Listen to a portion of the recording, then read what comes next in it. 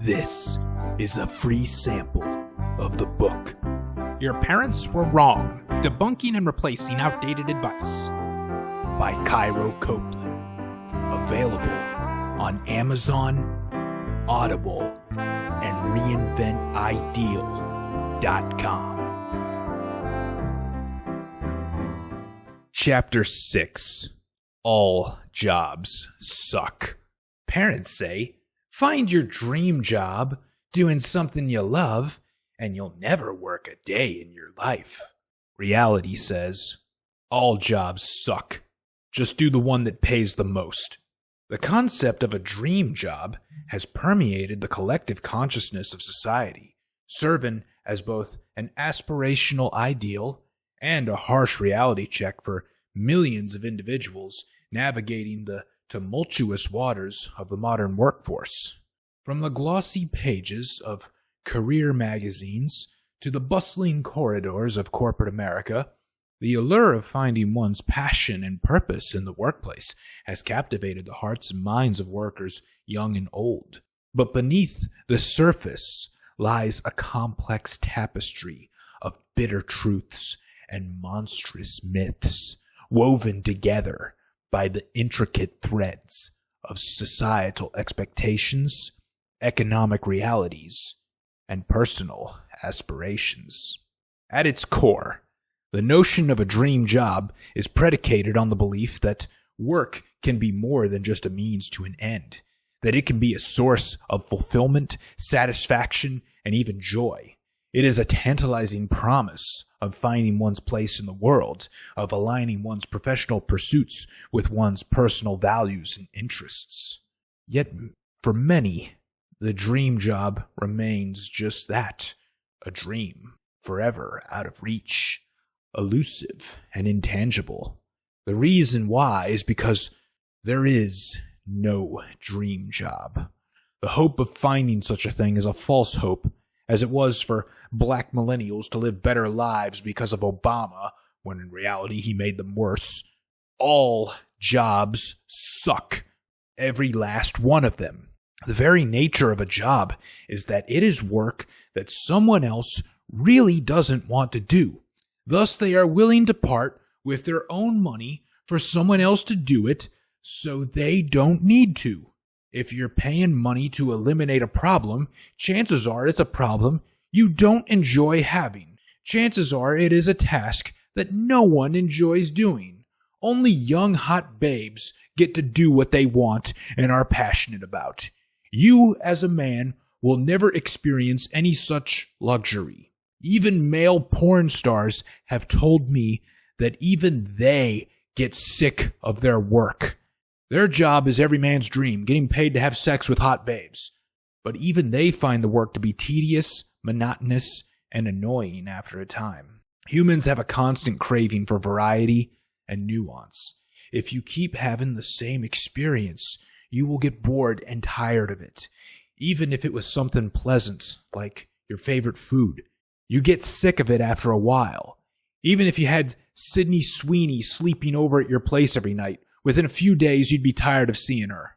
If this is true of our vices and pleasures, why would we ever expect duties and labor to be any different?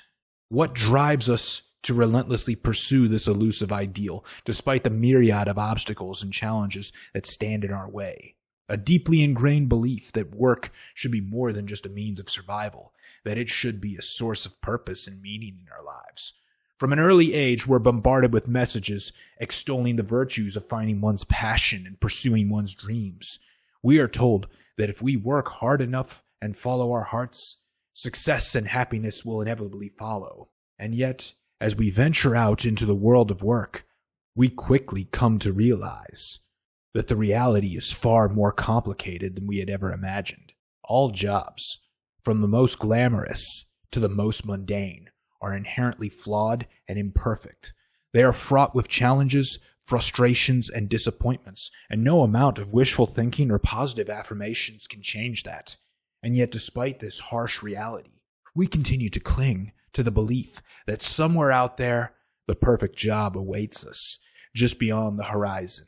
It's no different than the fantasy of a dream lover you can perfectly envision in your head, but hides from you all throughout life. Anything that involves another person, another sentient being, with their own desires and self-interests, you cannot count on to exist only for the purpose of pleasing you. And yet for many, the pursuit of a dream job leads only to disillusionment and despair as they come to realize that the grass is not always greener on the other side. So what then is the solution? How do we reconcile the stark reality of work with the aspirational ideals of the dream job? The answer is shifting our perspective and redefining our relationship with work. Instead of seeking fulfillment and happiness in our jobs, seek what they're originally made for: money. What sounds like nails on a chalkboard to me, the most, was a young person in my office for financial advice telling me they weren't sure about pursuing well-paid careers because, "I'm not sure if I'm gonna like that," they'd say. It didn't matter how well it paid. If they didn't like it, the paycheck was worthless. But work is not supposed to be fun or something you like doing. The only purpose of it is to make money. Then use that money to do what you like doing in your free time or in your early retirements that you get because you made the most money possible working a job no one else wanted to do and stacked up that money to the point where you could retire early. This does not mean that we should resign ourselves to a lifetime of misery and drudgery, nor does it mean that we should abandon our aspirations and dreams. But the only purpose of work is to make the most amount of money in the shortest amount of time. Do not make the same stupid decisions that women do, favoring things like flexibility and corporate culture, diversity and inclusion bullshit, or prestige. You have only one life, and it is very, very short. 33,000 days for most people. The point of working at all during this short life is to have most of those 33,000 days free of obligations and things you really don't want to do. The sooner you get working, earning the most you can, saving and investing your excess earnings, the sooner you'll never need to work again.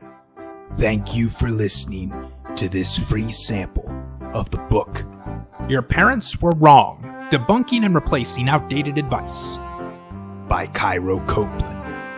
Available on Amazon, Audible, and reinventideal.com.